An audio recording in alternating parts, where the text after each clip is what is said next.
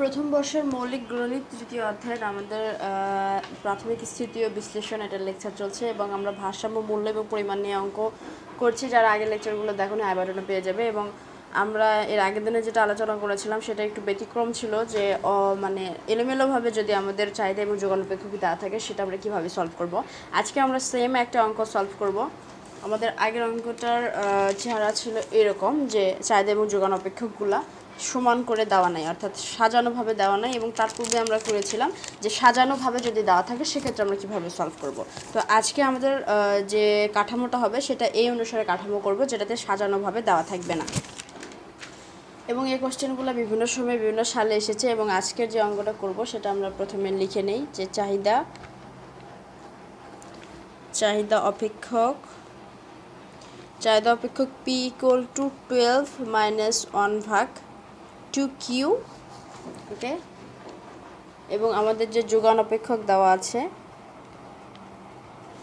যোগান অপেক্ষক সেটা আমাদের দেওয়া আছে পি ইকুয়াল টু 1/4Q। এখন এখান থেকে আমাদের বের করতে হবে ভারসাম্য মূল্য ও পরিমাণ।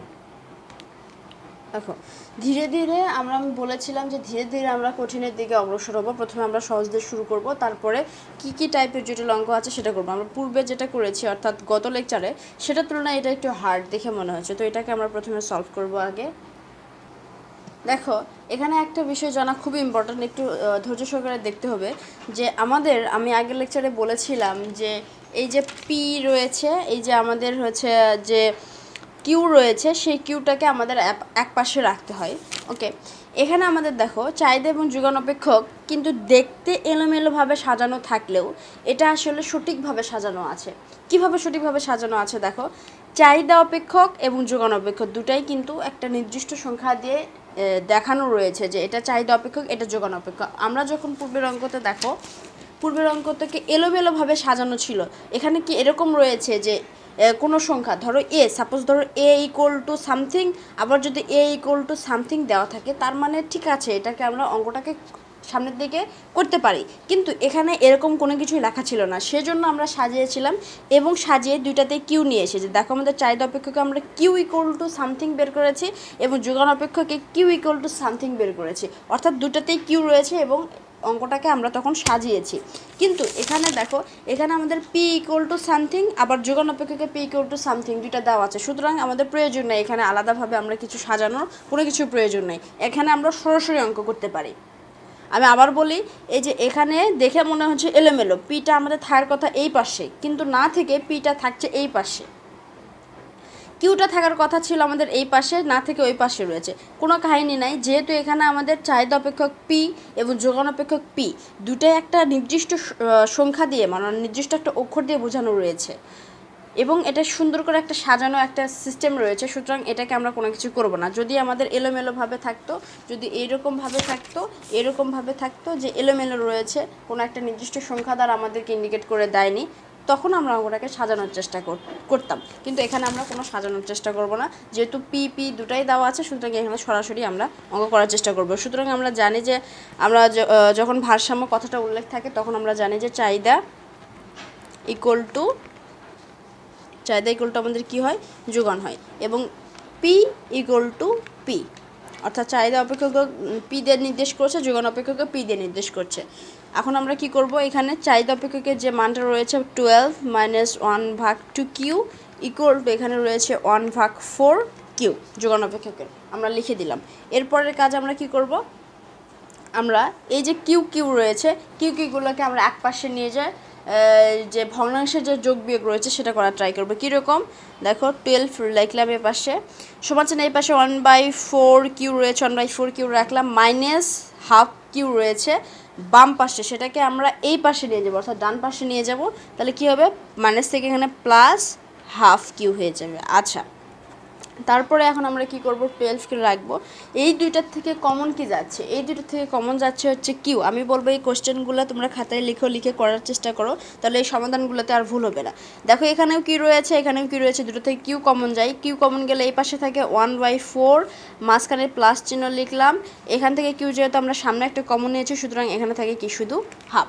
তো ভগ্নাংশের যোগ কীভাবে করতে হয় আমরা জানি, যে প্রথমে যদি আমরা ভগ্নাংশের যোগ করা ট্রাই করি, তাহলে এখানে 4 এবং 2 এর আমাদের লসাগু বের করতে হয়, এবং 4 এবং 2 এর লসাগু যদি আমরা বের করি তাহলে এখানে লসাগু হয় 4, এবং 4 দিয়ে এই 4কে ভাগ করতে হয়। প্রথমে 4 দিয়ে এই 4কে ভাগ করলে হয় 1, সেই ভাগফল দ্বারা এই উপরে যে সংখ্যা থাকে সেটাকে গুণ করতে হয়। তাহলে 4 দিয়ে 4কে যদি আমরা ভাগ করি পাই 1, এবং 1 দ্বারা 1কে গুণ করলে হয় 1, ঠিক আছে। তারপর মাঝখানে প্লাস চিহ্ন, এই 2 দ্বারা আবার 4কে ভাগ করতে হবে। 2 দ্বারা যদি আমরা 4কে ভাগ করি তাহলে হয় 2, এবং যে ভাগফল 2 পালাম সেটা দ্বারা আমরা এই 1কে গুণ করব, তাহলে 2 গুণন 1 = 2 হয়। ওকে, আচ্ছা। তারপরে আমরা 12 লিখলাম, কিউ লিখলাম, 2 আর 1 কত হয় 3, এবং নিচে যে 4 রয়েছে 3/4 কিউ রোল হয়ে গেল আমাদের। এখন আমরা কি করব, এখন আমরা বজ্রগণন শিখেছিলাম, এই কিউটা আমাদের উপরের সংখ্যা আমরা জানি। আচ্ছা, এটাকে আমরা একটু সুন্দর করে সাজাই লিখি যে 3q/4, ঠিক আছে। আমরা জানি যে বজ্রগণন কীভাবে করতে হয়, আমি আগের লেকচারে শিখিয়েছিলাম। সুতরাং সেই বজ্রগণন আমরা এখানে অ্যাপ্লাই করব, যে 12 গুণন 4 = আমাদের কত হয়।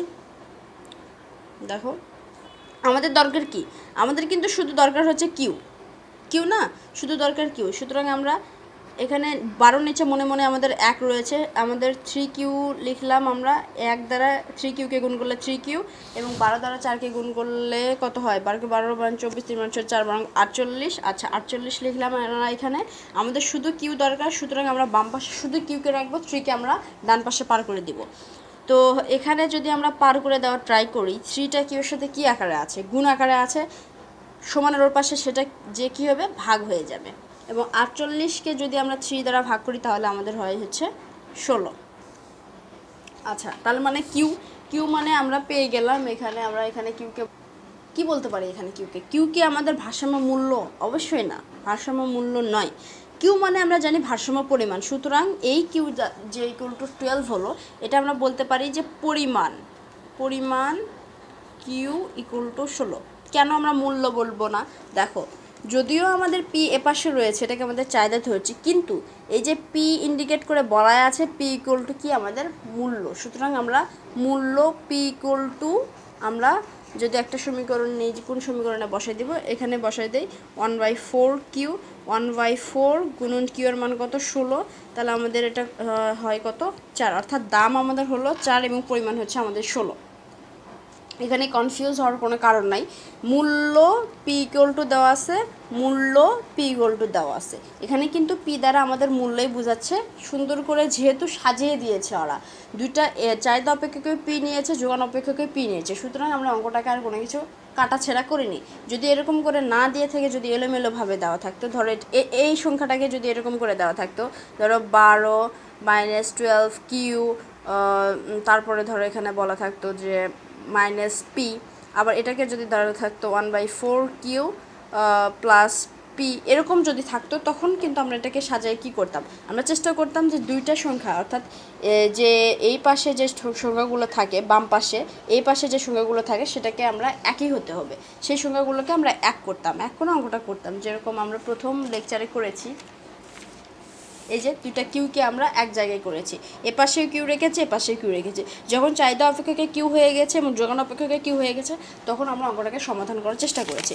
কিন্তু এখানে আমাদের সাজিয়ে দিয়েছে, তাই আমরা এখানে করলাম না। আমরা কিন্তু কনফিউশনের কোনো জায়গা রাখবো না, আমরা এরকম আরেকটা অঙ্ক করে দেব। দেখো এখানে পি = দেওয়া আছে, এখানে লেখা আছে যে এটা চাহিদা অপেক্ষক। ওকে, আমি সংক্ষেপে লিখলাম, এখানে চাহিদা অপেক্ষক পি = দেওয়া আছে আমাদের কত 11 - 2x, এবং আমাদের হচ্ছে যোগান অপেক্ষক যেটা রয়েছে, যে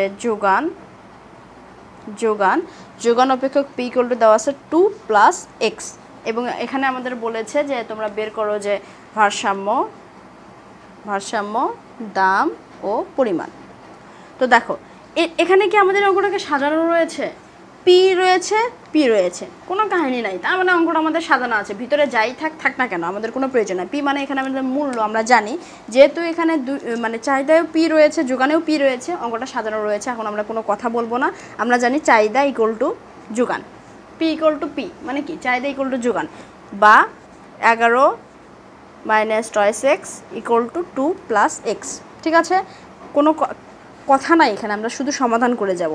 11 মাইনাস 2 কী করলাম, 2কে পাশে পার করে দিলাম, এক্স প্লাস 2x। আমি কী করছি, যারা পূর্বের লেকচার দেখেছো তাদেরকে বলার নিশ্চয় প্রয়োজন নেই, আমি সাইড চেঞ্জ করছি, সবগুলোকে এক জায়গায় নিয়ে আসছি। 11 থেকে 2 বাদ দিলে 9 থাকে, এবং এখানে 2 এবং 1 কত হয় 3, 3x। তাহলে আমরা এখানে 3x ইকুয়াল টু 9 লিখতে পারি। আমাদের শুধু x দরকার, x লিখলাম। x এর সাথে 3 এখানে গুণাকার আছে, ওই পাশে যে কী হবে ভাগ, তাহলে 3 দ্বারা যদি 9কে ভাগ করে তাহলে কত হয় 3। তাহলে x আমাদের এখানে কি, x কি আমাদের এখানে আমরা বলতে পারি x কি আমাদের পরিমাণ, নো, x আমাদের x কি আমাদের দাম, নো, x আমাদের দাম না, দাম p ইকুয়াল টু দেওয়াই আছে। সুতরাং এই x কি, এই x হচ্ছে আমাদের পরিমাণ। তাহলে এখানে আমরা বলতে পারি x ইকুয়াল টু পরিমাণ ইকুয়াল টু কত 3। এখন এই মানটা আমরা এক জায়গায় বসে দিই, অতএব দাম p equal to 2 plus x. তাহলে 2 প্লাস 3, এক্সের জায়গায় 3 বসালাম, তাহলে কত হলো 5। সুতরাং দাম আমরা পাইলাম 5 এবং পরিমাণ আমরা পেলাম 3। আশা করি বুঝতে পেরেছো, কোনো কনফিউশন এখানে রাখা যাবে না। তো এই ছিল আমাদের আজকের লেকচার। এরপরে আমরা দেখি আরও কঠিন কী কী লেকচার রয়েছে এবং সালে এসেছে, সেগুলো আমরা সলভ করবো।